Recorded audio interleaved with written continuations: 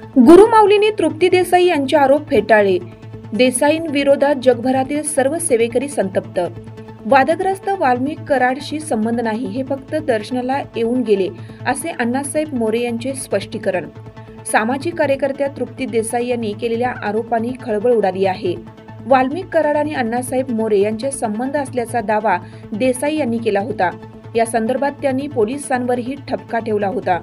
या संदर्भात आज सकाळी नाशिकच्या स्वामी समर्थ केंद्राचे प्रमुख अण्णासाहेब मोरे यांनी त्र्यंबकेश्वर येथे आपली बाजू मांडली. त्यांनी या प्रकरणात आपले हात झटकले आहेत. मी कराड या वादग्रस्त संशयित अशी आपला कोणताही संबंध नसल्याचा दावा त्यांनी पत्रकार परिषदेत केला आहे.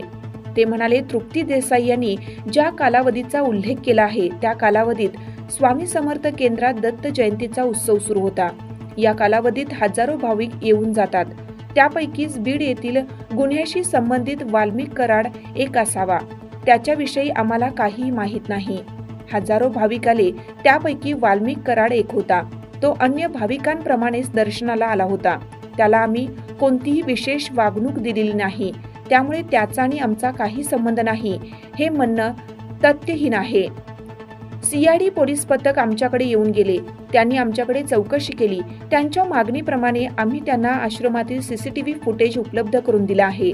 वाल्मिक कराड हे भाविक म्हणून येऊन गेले, मात्र आम्हाला त्याची कोणतीही माहिती नाही.